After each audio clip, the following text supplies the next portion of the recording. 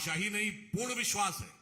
यदि आप सभी पत्रकार उनसे यह प्रश्न पूछेंगे तो आप देखिएगा कि उनके दोहरा चरित्र उभर कर सामने आ जाएगा। जब यह पार्टियां एक तरफ दूसरा आवरण मुखौटा और दूसरी तरफ दूसरा मुख लेती हैं तो यह विषय सिर्फ हिंदू समाज के विरोध का नहीं है। यह विषय सिर्फ भारतीय समाज को छलने का नहीं है।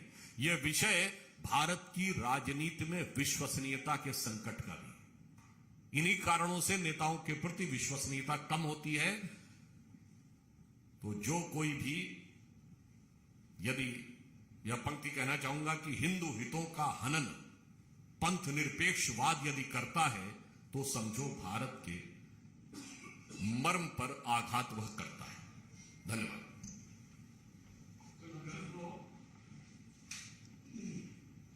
इसी से जुड़ा आज कांग्रेस ने जो G20 का लोगो जारी हुआ उसमें जो कमल का इस्तेमाल किया गया उसको लेकर हमला किया है कि बीजेपी अपनी पार्टी का सिंबल लेकर सामने आए। देखिए, कमल आज से हजारों वर्षों से भारत और भारतीय संस्कृति में सबसे महत्वपूर्ण है। कोई भी पुष्प, अरे भाई उनको ध्यान नहीं है, कबीर के भजन में अष्ट कमल दल चरखा सोहे पंच तत्व गुण कीनी चदरिया, ये राम नाम रस बीनी चदरिया।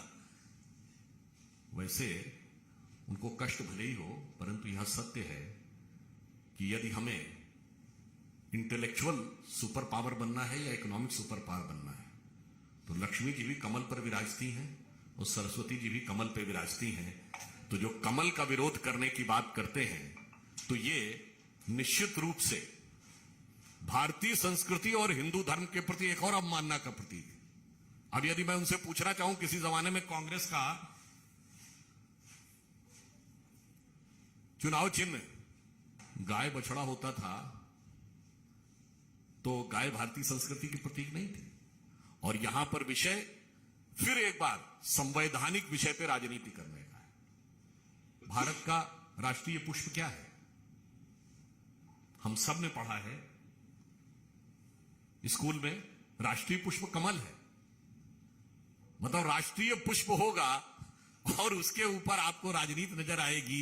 यह दर्शाता है कि राष्ट्र और राष्ट्रवाद के किसी भी तत्व के प्रति आपके मन में कितनी अवमानना है और उसको लेट डाउन करने के लिए आप किसी भी सीमा तक जाने को तैयार हैं। और अधिक उल्लेखनीय बात यह है कि ये भारत के राष्ट्रीय पुष्प के रूप में कमल या लोटस का चयन जब हुआ था तो किसकी सरकार थी? अपने ही। चलिए, हमारे प्रति तो आपके मन में जो भाव है, अरे अपने पूर्वजों के कार्य के प्रति तो थोड़ा सम्मान रखिए। दिल्ली के मुख्यमंत्री अरविंद केजरीवाल कह रहे कि यदि वो चोर या भ्रष्ट हैं तो उनको जेल में क्यों नहीं डाला जाता? उनकी कितनी बातों का जवाब दिया जाए।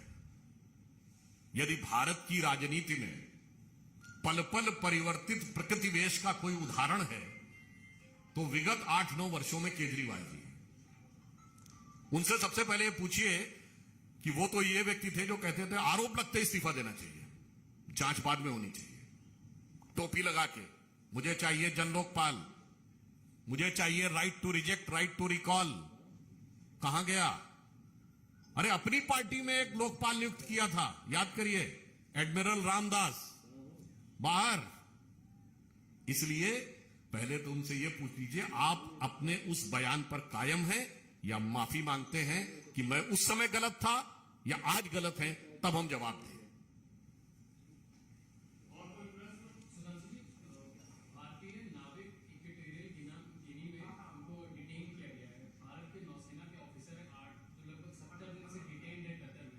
इसके ऊपर कुछ कहेंगे आप?